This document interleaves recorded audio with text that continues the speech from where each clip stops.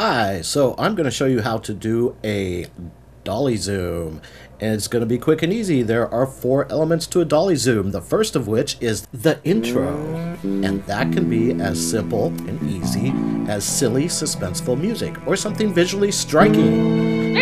Lady Gaga with a skeleton in a cave.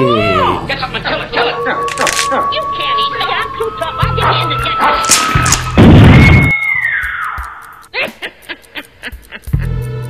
This is a test shot I did with a wide-angle lens that I just purchased. A wide-angle lens is the second element. It is absolutely essential.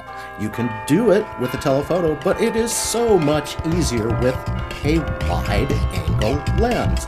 I cannot stress this enough. Your dolly zoom will be more dramatic and easier to do with a wide-angle lens. The third element is a tripod, rock solid, and a dolly.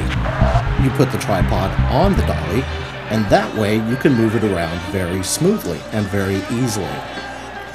Now, as far as dollies go, they can be very complex, and they can be very expensive. The more complex and expensive, the more people it takes to operate.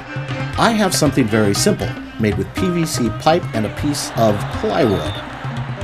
Cost me nothing. I didn't use it for this shot. What I used was an office chair. You ought to be ashamed. The video didn't look professional, but then again, it didn't cost anything. Use a dolly and tripod if you want it to look rock solid. Other options would include a shopping cart or a wheelchair. And that takes us to the last element, the one that seems so difficult because it involves math.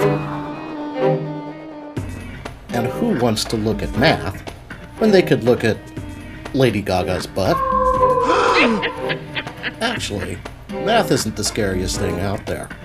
And the equation for the dolly is really simple. It's distance equals rate times time. And you know what? Just like I didn't use a tripod and a dolly, I didn't sit down with paper and pencil either, because I've got a really simple trick. All you need to know is how the dolly zoom works.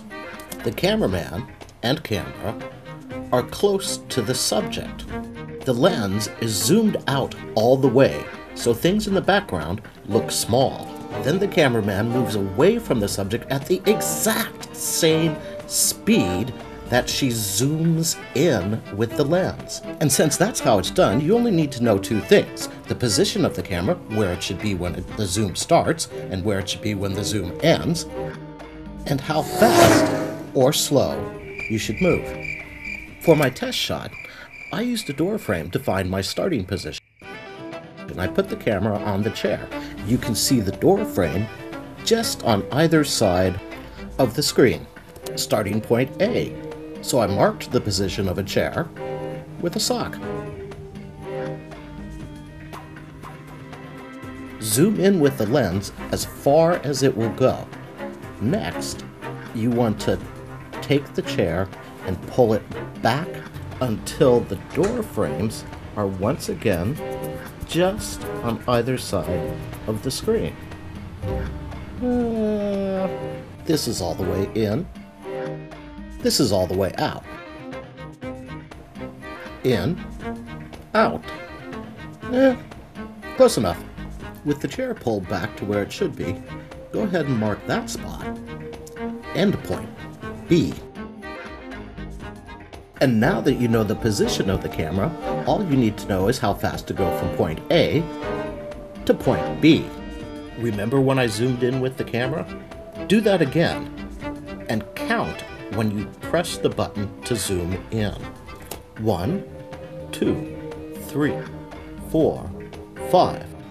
I reach end sock B on 5. Put it all together and 1, 2, 3, 4, 5. You got it. And that's how it can be done, with things that you probably have just lying around the house. You might have to buy the wide-angle lens, or your camera might just work well enough as it is. In any case, you get the picture. A little resourceful scrounging around the house, and a little practice counting while you push a chair or anything you can find around the house with wheels, and your dolly shot is really gonna work. In fact, practice it a few times, and your dolly shot, I'll bet, is gonna come out better than my silly little test shot. I hope this video was useful. Thanks for watching, and let's have a big hand for Lady Gaga and her charming skeleton. Bye-bye.